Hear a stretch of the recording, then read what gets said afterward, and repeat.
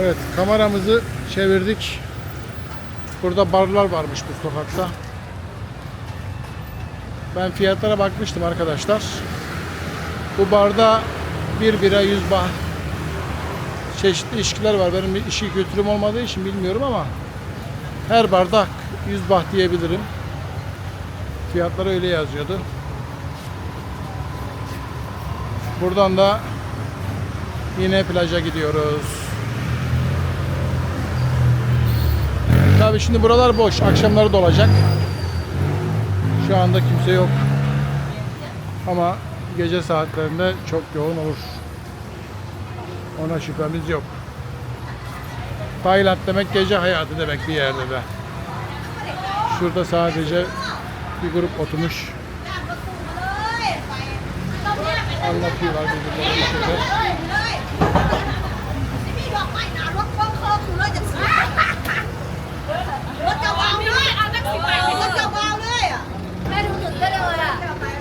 Evet. Ne konuştuklarını anlamasak da keyifler yerinde. Heh.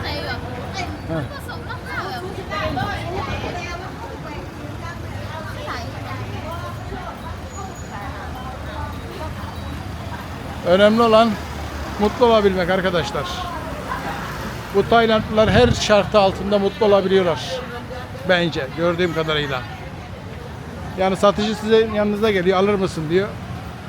Yok almayacağım diyorsun. Teşekkür ediyor, gülümseyerek gidiyor. Sanki almışın gibi muamele yapıyor sana. Öyle yüzünü asma, canını sıkma. İlla al diye yapışma yok.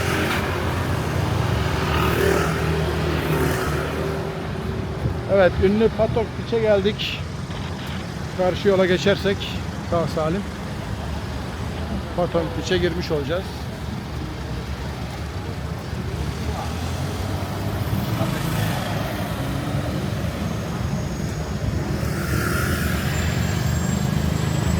Karşıdan karşıya geçerken çok dikkatli olmak gerekiyor arkadaşlar. Burada öyle yaya geçiyordu, durayım, yavaşlayayım, yol vereyim diye bir şey yok. Her an bir kaza olabilir. Bakın bunların sebebi de bu kırmızı baloncuk gibi, top gibi şeyler var ya. Ters ışığa düştüğü için belki görmüyorsunuz ama Çin yeni yılı vesilesiyle konmuştur büyük bir ihtimal. Burada Çin yeni yılı kutlanıyor. Yani biz gelmezden bir hafta önce falan Çin yeni yılı kutlanıyordu. Havai fişekler, gösteriler, danslar. Şimdi Taylandlılar Çinlilere çok özen gösteriyor çünkü burnunun dibinde büyük bir devlet. Onlarla kötü olmak istemiyorlar. İlişkilerini iyi tutmak istiyorlar. Çin'den çok Tayland'da Çin yılı kutlanıyor diyebilirim.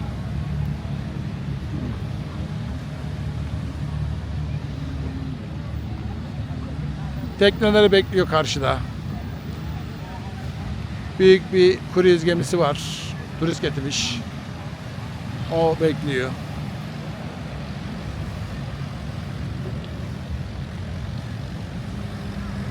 Çok güzel bir ortam var şu anda gördüğüm kadarıyla. Ne sıcak ne soğuk böyle. İnsanı sıkmayan, boğmayan bir hava var. Biz de şöyle yürüyelim. Yürüdüğümüz yerde de Tayland'ı anlatmaya çalışıyorum elimden geldiğince. Kanalın birini çaldırdık. 0 kanal açacağız. Daha ismi bile belli değil.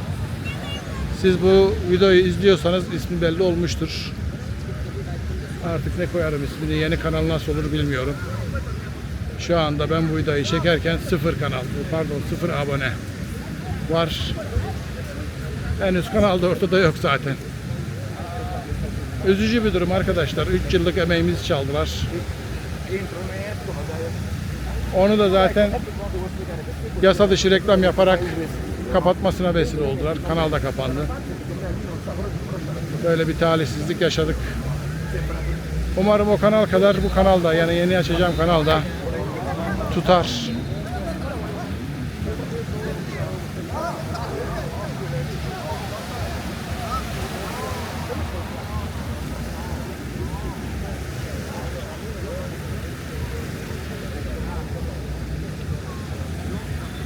Şöyle bir yürüyelim.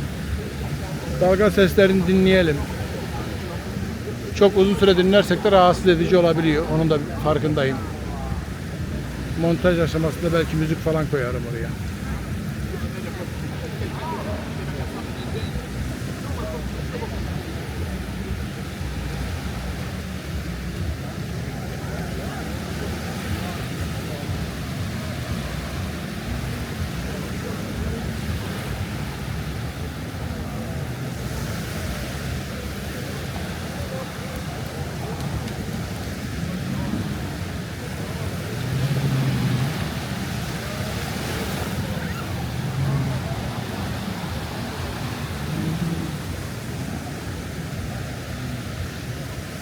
Şu anda saat 17:30.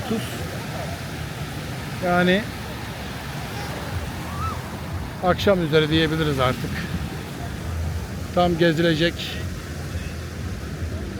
yürünecek bir saat.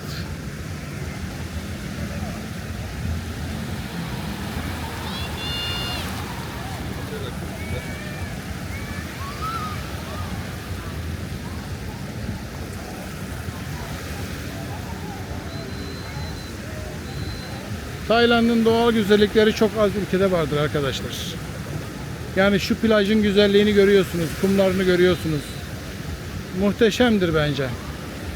Yani böyle yerler pek yok dünyada. Onun için insan eğer imkanı varsa hayatında bir defa Tayland'a gelip görmeli.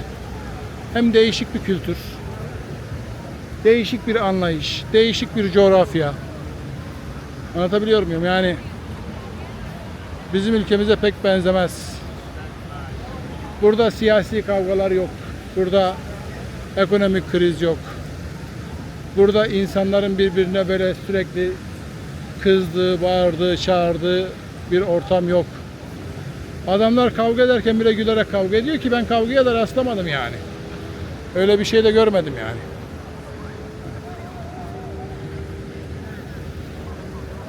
Şurada bir adet paraşüt havalanıyor. Görüyorsunuz.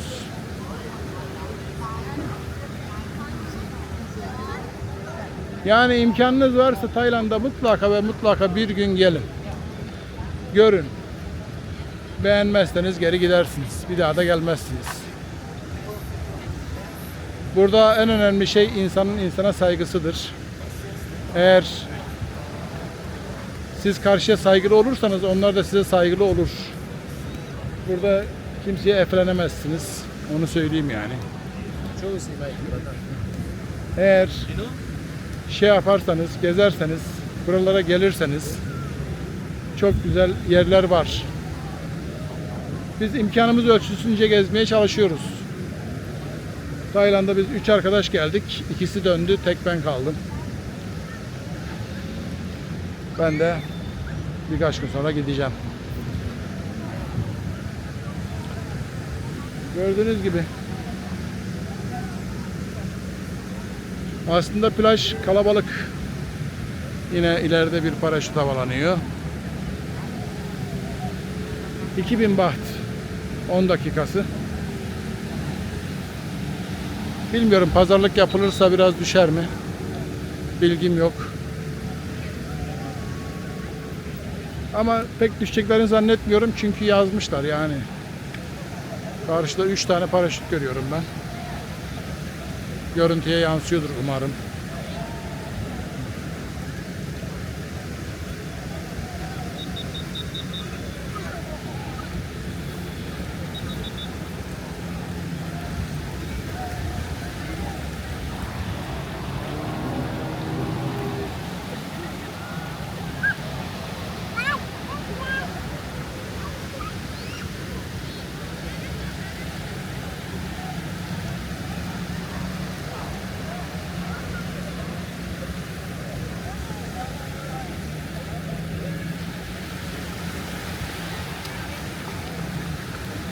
Buraya geldiğiniz zaman tek gelmek tamam olabilir ama mümkünse bir arkadaşınızla gelin.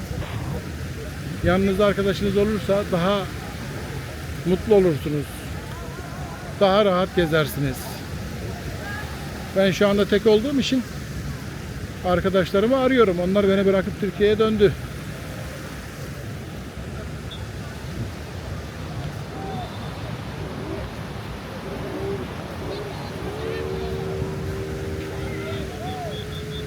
Evet, bir paraşüt daha havalandı.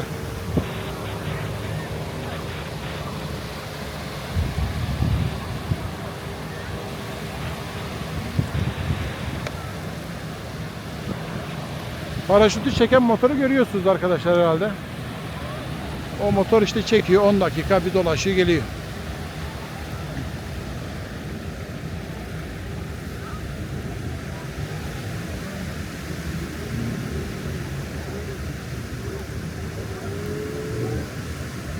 İnsanlar çıplak ayakla dolaşabilir burada. Ayağınıza bir şey batmaz. Çakıl taşı yok. Temizliğini söylemeye gerek bile yok yani. Öyle kolayı içeyim, atayım, sigarayı içeyim, atayım. Poşetini burada bırakayım, çöpümü götürmeyeyim diye bir şey yok. Burada insanlar plaja, doğaya çok saygılılar. Umarım bir gün biz de o standardı yakalarız. Bizde bir atasözü var ya, insan yattığı yerden belli olur diye. İnsan değil, aslan yattığı yerden belli olur diye. İşte maalesef demek ki bizim aslanlar pek öyle temiz değiller demek. Ben onu görüyorum. Siz de benim gölgemi görüyorsunuz.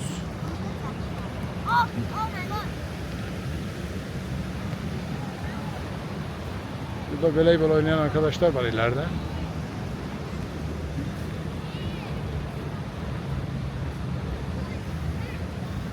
Eğer bu videoyu izliyorsanız arkadaşlar, Tayland'la ilgili sormak istediğiniz bir şey olursa yazın. Ben mümkün olduğunca cevaplamaya çalışırım, biliyorsam eğer. Bilmiyorsam yapacak bir şey yok.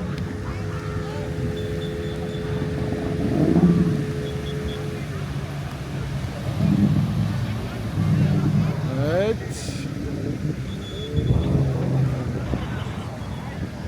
İniş alanı ters ışığa denk geldi ya, neyse.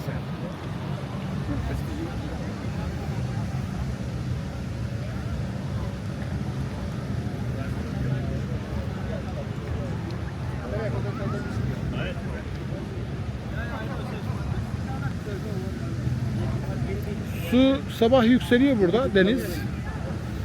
Öğleden sonra çekilmeye başlıyor. Eğer görebiliyorsanız bakın, kumun bir tarafı kuru, bir taraf ıslak gibi. İşte su buraya kadar yükselmiş sabah. Hayır, bence daha da yükselmiştir. Yani şuralara falan gelmiştir de kurumuştur.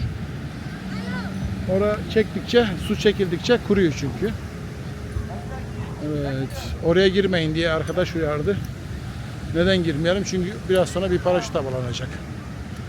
Biz nereden dolaşalım arkadaş? Nereden geçelim? Ne yapalım? Tabii onlara da saygı göstermek lazım. Evet. Havalandı gidiyor arkadaş.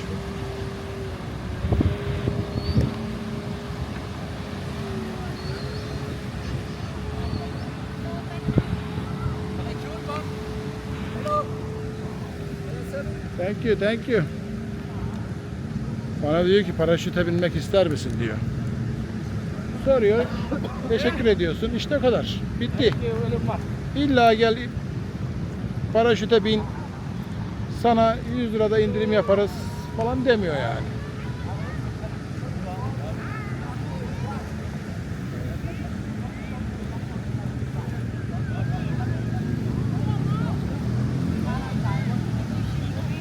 Aslında insan bilmek istiyor tabi de. Bu kadar elimde malzemeyle. Efendim. Bir de benim yükseklik korkum da var. Hiç cesaret edeceğimi zannetmiyorum.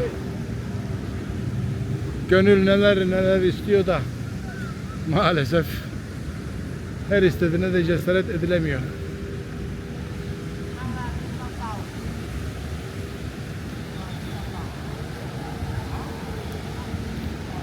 Tayland'ın en turistik bölgesi Phuket'tir. Biz de şu anda Phuket'in Phatok bölgesindeyiz. Buraya daha çok ailesiyle geliyor insanlar. Ada turları yapıyorlar. Big Buda'ya gidiyorlar. Şehri geziyorlar. Old Town'a gidiyorlar.